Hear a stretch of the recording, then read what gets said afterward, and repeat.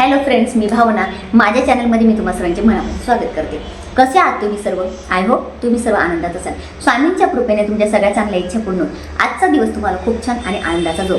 2025 वर्ष आता संपत आलं आहे. आता 2026 आपल्याला चाहूल लागलेले आहे. तर 2025मध्ये अनेक गोष्टी आपल्या आयुष्यात घडून गेल्या आहेत. तर 2026मध्ये आपल्या आयुष्यात चांगल्या गोष्टी घडाव्या. 2026 हे वर्ष आपल्यासाठी सुख समृद्धी घेऊन यावं. आपल्या सगळ्या मनातल्या इच्छा पूर्ण व्हाव्या. आपल्याला हे वर्ष चांगलं जावं. वर्षभरात आपल्याला दुःखांचा सामना करावा लागू नये, यासाठी आपल्याला हे वर्ष संपण्याआधी 2025 संपण्याआधी आपल्याला आपल्या स्वतःहून एक वस्तू उतरवून टाकायची आहे. ती वस्तू जर उतरवून टाकली तर आपल्याला 2026 वर्ष खूप चांगलं जाणार आहे. तर ती वस्तू कोणती आहे, कशा पद्धतीने उतरवायची आहे, तर याबद्दलच आज मी तुम्हाला थोडक्यात माहिती देणार आहे. जर तुम्ही माझ्या चॅनलवर नवीन असणार आणि पहिल्यांदा व्हिडिओ बघत असणार आणि तुम्हाला व्हिडिओ आवडला तर व्हिडिओला एक लाईक नक्की करा. तर 2025मध्ये आपण बऱ्याच गोष्टी बघितल्या. काही गोष्टी चांगल्या झाल्या, काही गोष्टी वाईट झाल्या. तर आपल्या आयुष्यात बऱ्याच गोष्टी घडून गेल्या किंवा 2025मध्ये तुमच्यावर दुःख संकट आली असतील. कोणावर दुःख संकट आली, कोणाच्या आयुष्यात सुख आलं.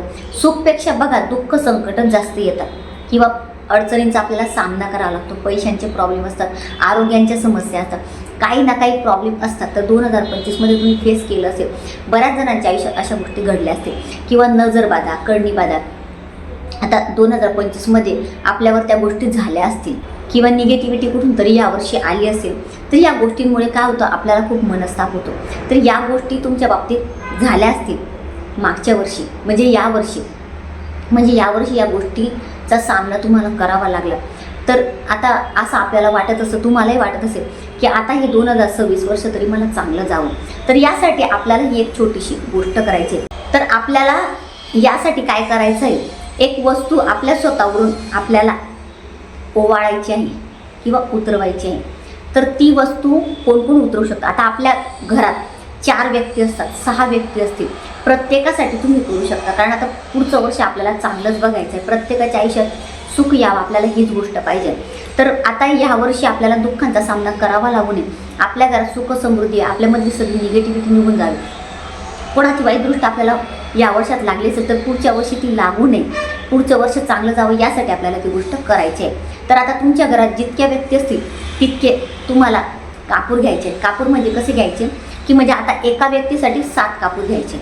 आता ही गोष्ट कधी करायची आहे तुम्हाला, 31 तारखेला किंवा 30 तारखेला करा किंवा 30 तारखेला करा. शक्यतो 31 तारखेलाच करा. 31 तारखेला शेवटचा दिवस आहे आणि 1 तारखेला आपली नवीन वर्षाची सुरुवात होते आहे. हा उपाय तुम्हाला सायंकाळी किंवा रात्री करायचा आहे. सायंकाळी किंवा रात्री हा उपाय करायचा.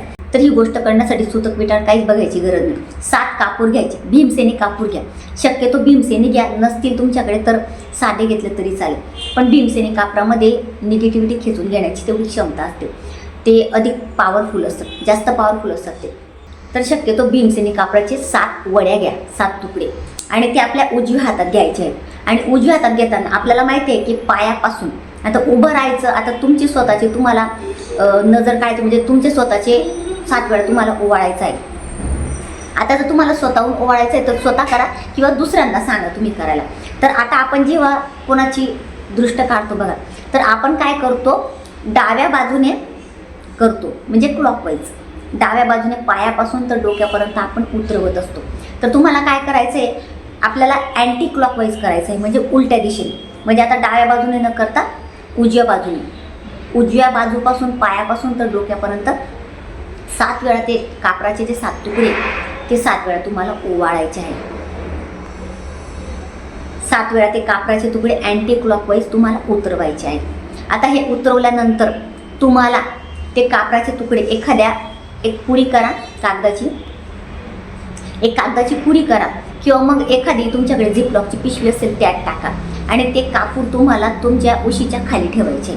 सायंकाळी किंवा रात्री तुम्ही हा उपाय केला त्यानंतर उशी खाली ठेवायचे रात्री, आणि त्या उशी खाली ठेवून त्यावर तुम्हाला झोपायचं आहे. झोपून जायचं रात्री.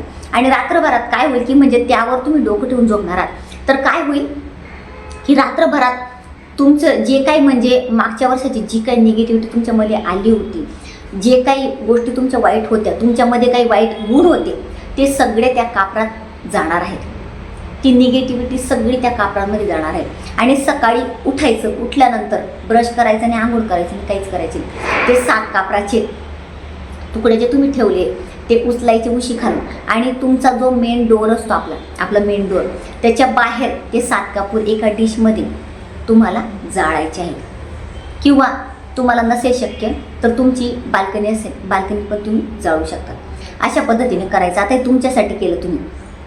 आता तुमच्या मुलांसाठी, मग तुमचा एक मुलगा आहे त्याला तुम्ही 7 कापूर घ्या, त्याच्यावर तुम्ही अँटी क्लॉकवाईज ओवाळू शकता. त्यानंतर तुमचा दुसरा मुलगा असेल त्याला 7 कापूर घ्या. तुमच्या मिस्टरांकडून ओवाळायचं 7 कापूर, प्रत्येकासाठी 7-7 कापूर घ्यायचे आणि प्रत्येकाने सकाळी उठून ते कापूर जाळायचे. आता मुलं लहान असतील त्यांना जमणार नाही या गोष्टी करायला, तर तुम्ही सुद्धा ही गोष्ट करू शकता. म्हणजे तुम्ही सुद्धा ते कापूर जाळू शकता. तर जाळत असताना तुम्हाला एकत्र जाळता येईल तर एकत्र सुद्धा म्हणजे सगळे जर, आता कसं असतं प्रत्येकाची वेळ वेगवेगळी असते. आता काही जण लवकर उठतील, काही जण उशिरा उठतील. आता तुम्ही लवकर उठलं तुमचे तुम्ही जाणार, कारण आंघोळीच्या आधीच आपल्याला हे काम करायचं. पण सगळे जर एकाच वेळेस उठणार असतील तर मग तुम्ही एकत्र सुद्धा सगळ्यांचे जाळू शकता. पण वेगवेगळं असेल तर आंघोळीच्या आधीच ही गोष्ट करायची आहे. आता 8ला कोणी उठलं त्याने जाळायचं, नंतर आंघोळ करायची. 7ला उठलं त्याने जाळायचं, नंतर आंघोळ करायची. एवढंच तुम्हाला करायचं आहे. आणि त्यानंतर तो कापूर जळल्यानंतर ती जी डिश आहे ती स्वच्छ घासायची आणि त्यानंतर तुम्ही पुन्हा ती वापरू शकता. बस एवढंच आपल्याला करायचं आहे. म्हणजे जे काही मागच्या वर्षाचे जे काही वाईट दोष होते, जी काही निगेटिव्हिटी होती किंवा कोणाला म्हणजे तुम्हाला कोणाची वाईट दृष्ट लागली होती, नजरबाधा करणीबाधा काही असेल तर ती निघून जाणार आहे. तर असा हा छोटासा उपाय तुम्हाला करायचा आहे. ही वस्तू, हे कापूर तुम्हाला तुमच्यावरून ओवाळून टाकायचे आहे. अगदी म्हणजे छोटासा उपाय, पण तुम्ही करून बघा. मी हा उपाय करते म्हणून मी तुम्हाला सांगते. 2 वर्षांपासून मी हा उपाय करते आहे, तर मला याचा खूप छान रिझल्ट आला आहे. अगदी छोटासा वेळ, काहीच लागणार नाही. तर असा हा छोटासा उपाय करा आणि अनुभव घ्या आणि कोणाला तरी हा व्हिडिओ शेअर करा. म्हणजे इतरांना सुद्धा ही गोष्ट माहिती होईल. म्हणजे कसं होतं, आपल्याला माहिती होतं आपण गोष्टी करत असतो तर आपल्या आयुष्यात सुख येतं. तशाच पद्धतीने इतरांना सुद्धा तुम्ही हा व्हिडिओ द्या, म्हणजे त्यांना सुद्धा ही गोष्ट माहिती होईल. तर 30 किंवा 31 तारखेला तुम्हाला हा उपाय करायचा आहे. तर सगळ्यांनी हा उपाय नक्की करा. याला विटाळ, सुटक, पिरियड्स वगैरे काहीच बघायची गरज नाही. तुम्ही अगदी इझिली हा उपाय करू शकता. तर अतिशय छोटीशी माहिती जी मला तुम्हाला द्यायची होती. जर तुम्हाला माझा आजचा व्हिडिओ आवडला असेल तर व्हिडिओला लाईक, शेअर, चॅनलला सबस्क्राईब आणि आपल्या भावनाज लाईफस्टाईल या फेसबुक पेजला फॉलो नक्की करा. पुन्हा भेटूया अशाच एका नवीन व्हिडिओसोबत. तोपर्यंत सर्वांना श्री स्वामी समर्थ.